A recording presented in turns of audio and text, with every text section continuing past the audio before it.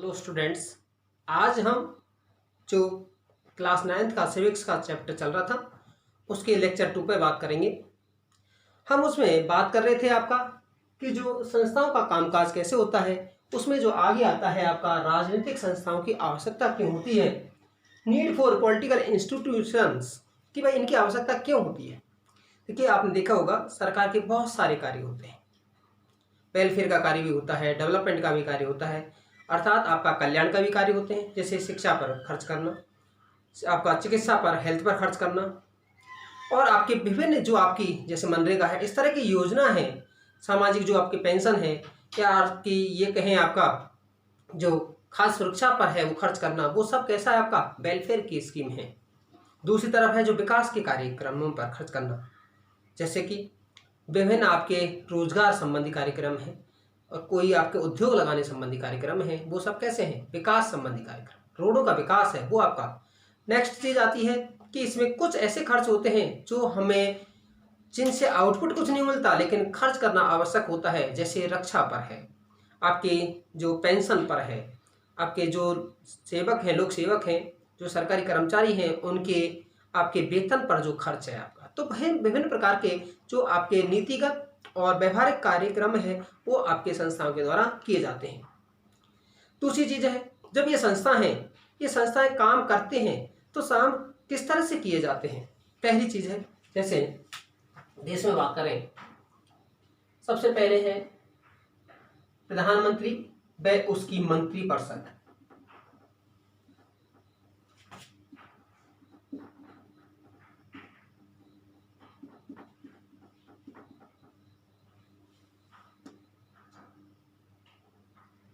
मिलकर के है कोई नियम कानून बनाती है, और नियम कानून है अर्थात उसके जो नीतिगत फैसले हैं, चाहे आपका संसद के द्वारा है जो पारित करती है, उनको नीतिगत फैसलों को कौन लेती है?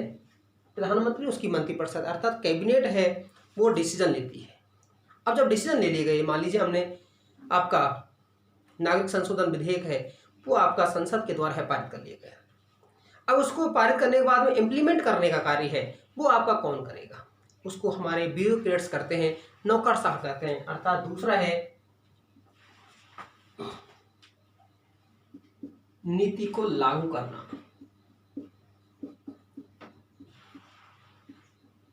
और इसके लिए कौन करता है? आपका नौकरशाही।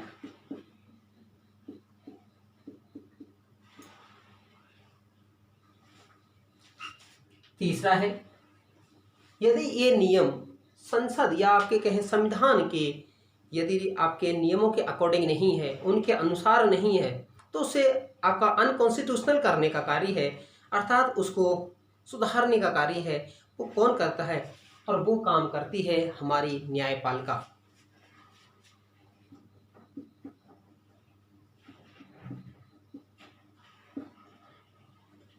अर्थात सुप्रीम कोर्ट है, यदि आपके द्वारा जो बनाए गए जो आपके नियम कानून है यदि वो आपके अनुकूल नहीं है, संसद आपके संविधान के अनुकूल नहीं है, या आपका नागरिक और सरकार के बीच में कोई झगड़ा होता है, या आपका केंद्र और राज्यों के बीच में कोई झगड़ा होता है, उस झगड़े को निपटाने का कार्य है वो कौन करता है? हमारा सुप्रीम कोर्ट करता है। दूसरी चीज है, आप देखते होंगे कि संस्थाओं के साथ काम करना है वो आपका आसान नहीं होता है, क्योंकि आप देखेंगे संस्थाओं के रूटीन काम बहुत होते हैं। जिस कोई भी संस्था लीजिए, आपका कैबिनेट सेक्रेटरीट को ले सकते हैं आप, यदि हम बात करते हैं जैसे स्टेट गवर्नमेंट में बात करते हैं तो सेक्रेटरीट को ले सकते हैं। तो वहाँ रूटीन के कार्य बहुत सारे होते हैं, बहुत सारे लोग होते हैं। यदि एक ही व्यक्ति पर कार्य काम को छोड़ दिया जाए, हाँ डिसीजन जल्दी हो सकता है, निर्णय में देरी नहीं हो सकती है, लेकिन उसके कुछ आपके प्रभाव भी हो सकते हैं। कैसे? यदि आप राजनीतिक कार्यपालिका यदि कोई आपका निर्णय करती है तो आपका पूरे उस पर विचार विमर्श के बाद, जैसे हमने कहा कि प्रोसेस लगता है, टाइम लगता है, यदि आपको यहाँ पर लोकतांत्रिक व्यवस्था में जितना अधिक समय लगता है, वाद विवाद उतने अधिक होते हैं, चर्चा परिचर्चा अधिक होती है, तो वो आपका पूरा फिल्ट्रेशन होने के बाद है वो उसका नियम कानून है वो आपका बन पाता है और उसके बाद लागू होता है। यदि आपका निर्णय करने वाला एक ही व्यक्ति हो तो निर्णय तो जल्दी होगा, लेकिन वो कोई ज़रूरी नहीं है कि वो निर्णय है वो सभी के अनुसार है आपका होगा। तो ये है कि भाई आपका लोकतांत्रिक संस्थाओं में है, निर्णय है वो जल्दी हो पाना है थोड़ा सा मुश्किल होता है। उसमें अब आगे आता है इन संस्थाओं में सबसे पहले संसद, पार्लियामेंट।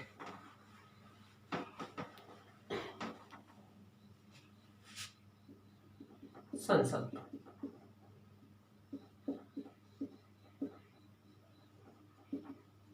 पार्लियामेंट। भारतीय संविधान का एक आर्टिकल है, आर्टिकल 79, उसमें संसद शब्द को परिभाषित किया है। और संसद में कौन कौन शामिल होते हैं, उसमें लोकसभा, संसद किनसे मिलकर बनती है, लोकसभा, राज्यसभा और राष्ट्रपति, कि आपका उसमें है। दूसरी चीज आती है कि जो संसद की प्रक्रियाओं को हमने, उसमें जो आपका आदेश था ओबीसी आयोग से रिलेटेड था, जो हमने बताया था कि डीओपीटी के एक संयुक्त सचिव के हस्ताक्षर से है, वो आपको जो दिखाए गए। जब वो आपकी रिपोर्ट है, जब उसकी संसद में है, आपको पेश की गई, अर्थात संसद में उसके बारे में बताया गया, तो मंडल आयोग के संदर्भ में है, सरकार की सिफारिश है वो कार्रवाई के लिए जब वहाँ रखी गई, तो उससे है सरकार के जो फैसले हैं वो प्रभावित हैं, वो आपके। दूसरी चीज़ है कि भाई संसद की आवश्यकता क्यों होती है। हमने संसद बनाई तो उसकी संसद की आवश्यकता क्यों है, या why do we need a parliament, संसद की आवश्यकता क्यों।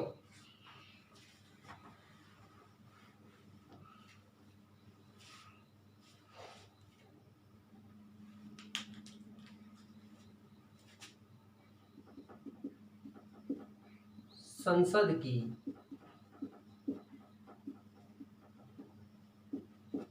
आवश्यकता क्यों, इसकी नीड क्यों है। आप देखेंगे कि संसद है जनप्रतिनिधि, अर्थात हमारे निर्वाचित जनप्रतिनिधियों की एक सभा होती है जो जनता के द्वारा है, वो चुने जाते हैं। संसद निर्वाचित जनप्रतिनिधियों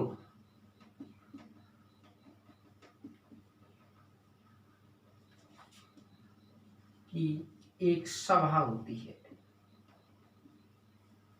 जैसे निर्वाचित जनप्रतिनिधियों कैसे, लोकसभा होता है तो लोकसभा है जनता के द्वारा सीधा चुने जाते हैं। आपके जो राज्यसभा के सदस्य हैं वो आपके विधायकों के द्वारा चुने जाते हैं, जो विधायक हैं जनता के द्वारा चुने जाते हैं। राष्ट्रपति है जो कि लोकसभा, राज्यसभा और विधानसभाओं के निर्वाचित सदस्यों के द्वारा चुने जाते हैं। अर्थात जो संसद है वो हमारी निर्वाचित जनप्रतिनिधियों की एक सभा होती है। और भारत में जो आपका राष्ट्रीय सभा है उसे हम क्या कहते हैं, आपका संसद कहते हैं।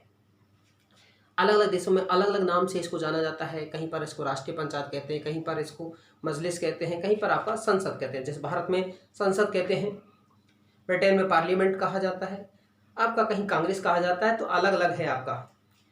अब दूसरी चीज है कि भाई संसद करती क्या है, तो पहला चीज है संसद राजनीतिक अधिकारों का प्रयोग करती है।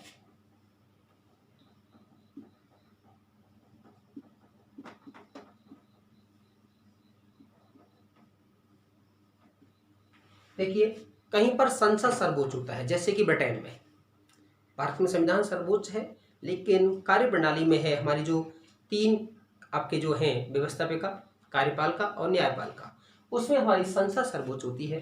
तो पहली चीज है कि मैंने कहा कि ब्रिटेन में है, वहाँ आपका संसद इतनी अधिक शक्तिशाली है कि वहाँ सारे कार्य कर सकती, एक बस पुरुष को महिला और महिला को पुरुष नहीं बना सकती, बाकी कोई ऐसा काम नहीं है वो आपकी वहाँ की संसद नहीं कर सकती है।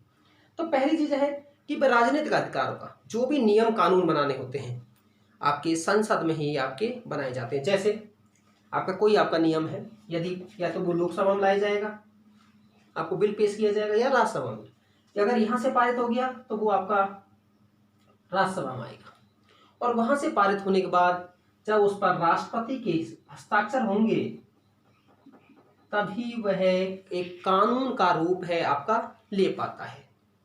दूसरी चीज है, इस संसद की प्रक्रिया को है हमारे यहाँ पर है जो कार्य किए जाते हैं उसे विधायिका अर्थात लेजिस्लेचर है वो आपका कहा जाता है, विधायिका।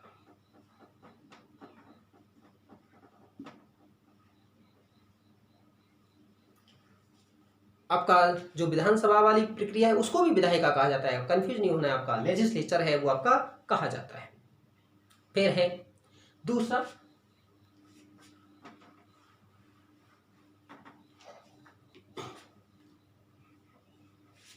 संसद सरकारों को नियंत्रित करती है।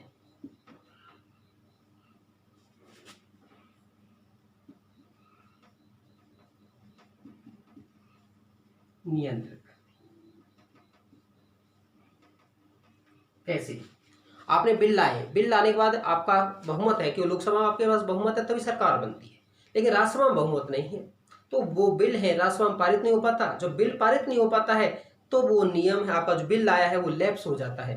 अर्थात आपका संसद सरकार को नियंत्रित करती है कि सरकार को है बहुत सारे कार्यक्रमों से नियंत्रित करती है। बुधन के मामले में है आपका नियम विनियम बनाने की शक्ति के मामले में है, भारत जैसे देश में है इसे सरकार आपका तभी कोई फैसले है ले सकती है जब वहां संसद के द्वारा है वो पारित हो जाता है। फिर है संसद पैसों पर नियंत्रण।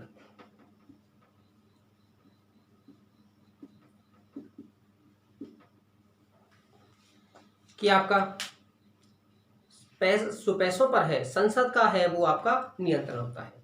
अधिकांश देशों में है संसद की मंजूरी के बाद ही कोई सार्वजनिक पैसे या सार्वजनिक जो पैसा है वो आपका खर्च किया जा सकता है। जैसे मैंने कहा आपका, जैसे मान लीजिए आपने बजट पास किया, बजट पेश किया, लोकसभा में पेश होगा, राज्यसभा को उसको शक्ति पर प्राप्त नहीं है, हम अगले उसमें बात करेंगे। लेकिन आपको यदि वहां पेश करना है उसको खर्च करने की अनुमति है वो कौन देगी? आपकी संसद देती है। नेक्स्ट है कि आपका कोई सार्वजनिक मामला है,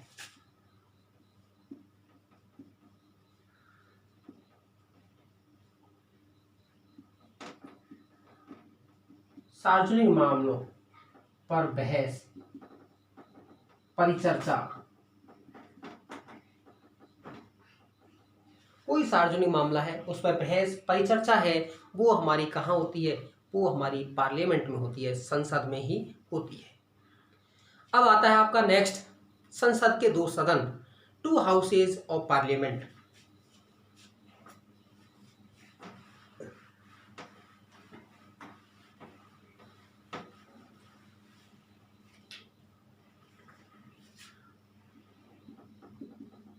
संसद के दो सदन, to houses of parliament.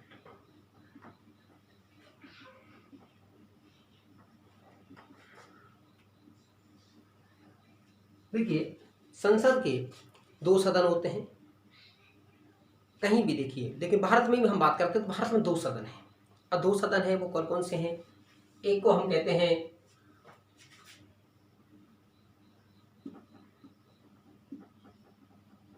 Member of peoples और दूसरे को कहते हैं काउंसिल ऑफ स्टेट्स।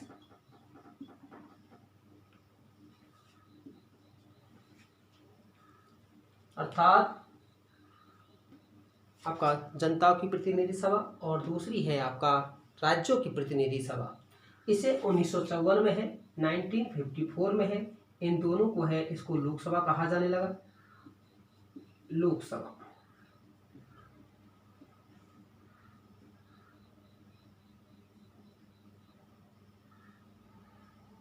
इसको राज्यसभा।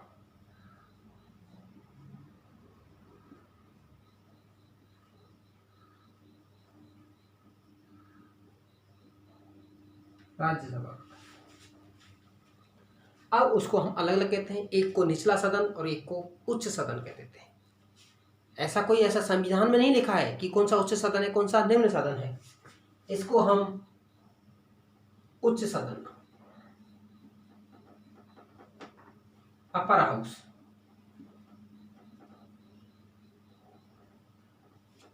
इसको हम निम्न सदन,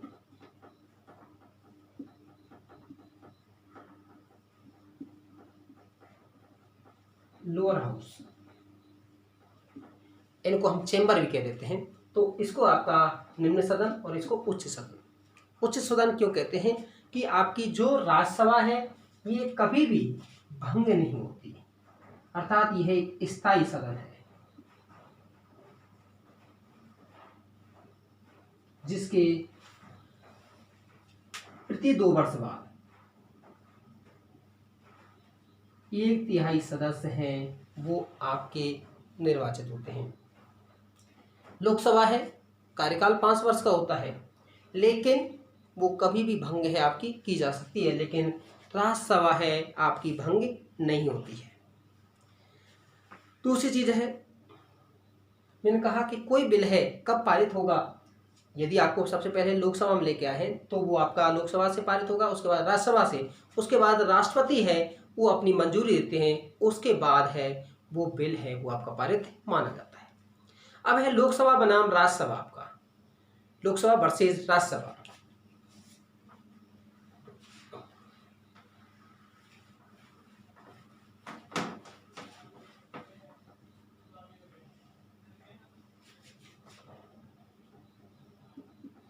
लोकसभा वर्सेज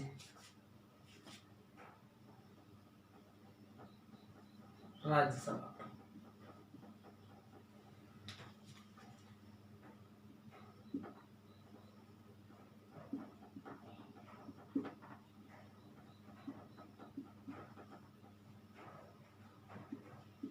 राज्यसभा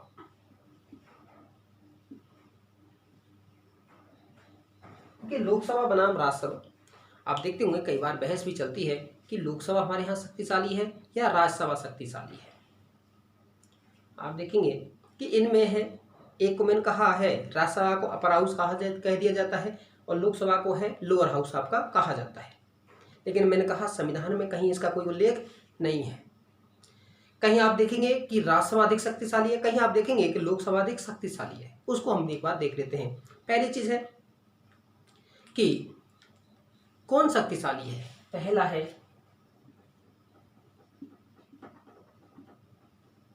कानून को पास या पारित करने में।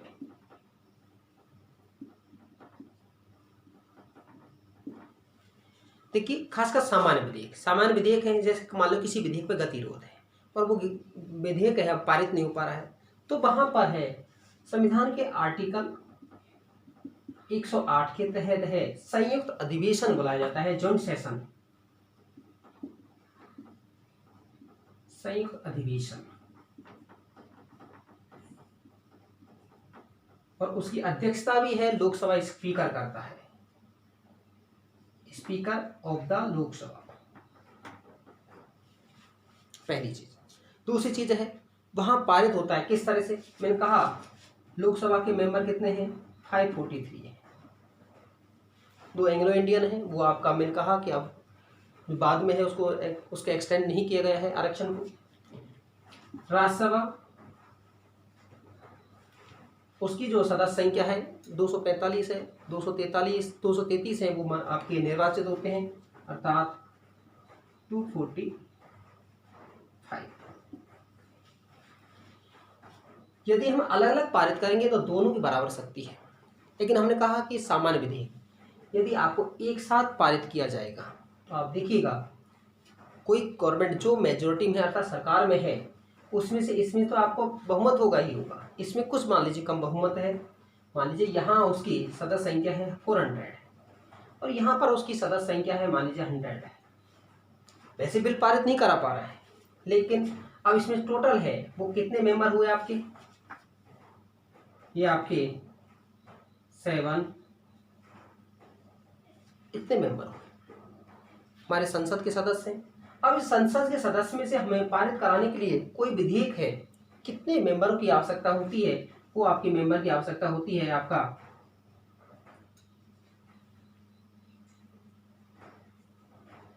अर्थात 395। मैंने कहा 400 यहाँ है, 100 यहाँ है, 500, तो आपका विधेयक है वो आसानी से पारित हो सकता है। अर्थात कानून को पारित करने में जहाँ संयुक्त अधिवेशन बुलाया जाता है वहाँ पर लोकसभा है वो अधिक शक्तिशाली है। क्यों? क्योंकि उसकी सदस्य संख्या है वो क्या होती है, आपकी अधिक होती है। दूसरी है पैसे के मामले में।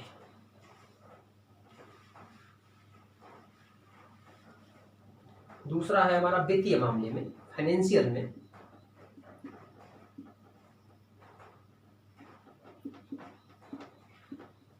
वित्तीय मामलों में लोकसभा को अधिक शक्ति प्राप्त है। जैसे हमें संसद में है बजट पेश करना है, तो बजट है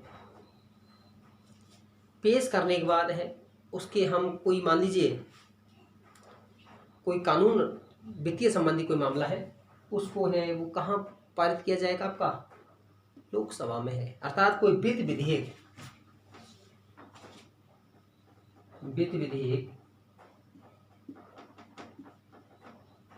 कहाँ पेश किए जाएंगे, लोकसभा में। लोकसभा पारित कर देती है तो वो राज्यसभा में जाता है। राज्यसभा उसमें सिफारिश दे सकती है, आपको लोकसभा उसको सिफारिश को माने या ना माने वो लोकसभा पे है, डिपेंड करता है। और राज्यसभा इसको अधिकतम 14 दिन तक अपने पास रोक सकती है। उसके बाद है ये बिल है वो पारित माना जाता है। अर्थात वित्तीय मामले में है लोकसभा के पास है वो आपके पास शक्ति है वो आपकी अधिक होती है। फिर है लोकसभा है मंत्रिपरिषद को नियंत्रित करती है।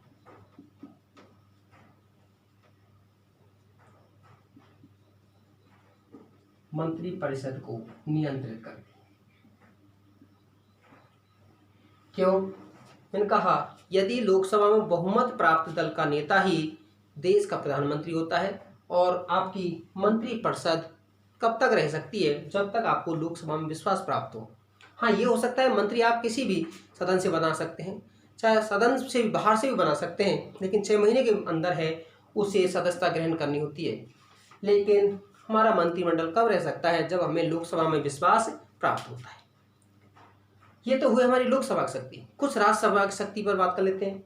जैसे राज्यसभा की शक्ति की बात करते हैं, जैसे हमें उपराष्ट्रपति को हटाने संबंधी कोई मामला हो तो हम उस प्रक्रिया को है राज्यसभा में ही आपका शुरू करते हैं, नंबर 1। दूसरा है कि आपका यदि कोई अखिल भारतीय सेवाओं की कोई नया अखिल भारतीय सेवाओं का कैडर बनाना है, अखिल भारतीय सेवाओं का सृजन करना है, तो आर्टिकल 312 के तहत 312 के तहत है नई अखिल भारतीय सेवाओं की जो अनुशंसा है वो हमारी राज्यसभा करती है। दूसरा है यदि कोई राष्ट्र सूची का विषय है, आर्टिकल 249 के तहत है वो अगर राष्ट्रीय महत्व का विषय हुआ है तो उसमें आपकी राज्यसभा है सिफारिश कर सकती है, जिसका जो कानून है 1 साल तक के लिए है वो आपको बनाया जा सकता है। तो राज्यसभा भी कुछ मामलों में है आपकी लोकसभा से अधिक शक्तिशाली है और कुछ मामलों में है वो आपकी लोकसभा है वो राज्यसभा से शक्तिशाली है। लेकिन संसदीय प्रक्रिया में है दोनों सदनों को है बराबरी का महत्व दिया जाता है। कारण क्या है, सामान्य बहुमत तो आप कैसे कर लेते हैं, सामान्य विधेयक तो आपका, लेकिन विशेष विधेयक है वो दोनों सदनों से अलग अलग पारित करना होता है। चाहे किसी का हम उसको कहें इम्पीचमेंट, आपका अब महाभियोग की प्रक्रिया हो, दोनों सदनों में अलग अलग करना होगा।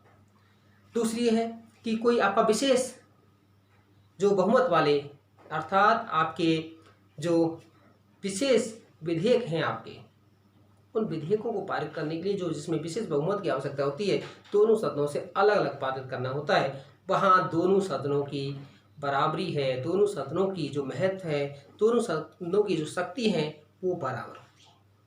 ये था आपका जिसमें हम लोकसभा बनाम राज्यसभा पर अगले पर है, फिर हम उसके अगले वीडियो में बात करेंगे और उसमें हम बात करेंगे कि राजनीतिक कार्यपालिकाएं किस तरह से कार्य करती है। इसमें एक और आपका एग्जाम्पल दिया है कि लोकसभा की एक दिन की कार्यवाही। मैंने बताया था पहले भी, हमने जो यूथ पार्लियामेंट वाला है, एक आपके 4 वीडियो हैं वो आपको डाले हुए हैं। 5वें वीडियो में प्रोग्राम के समापन है, तो उसमें हमने बताया है कि किस तरह से प्रक्रिया चलती है। जैसे लोकसभा की मैं कार्रवाई बताता हूँ कि पहले 11 बजे आपका दिन की कार्रवाई शुरू होती है, जिसे हम प्रश्नकाल कहते हैं, क्वेश्चन आवर कहते हैं। 11 बजे हम क्या कहते हैं इसको, प्रश्नकाल। 12 बजे से 1 बजे के बीच में है तो उसे शून्यकाल कहते हैं।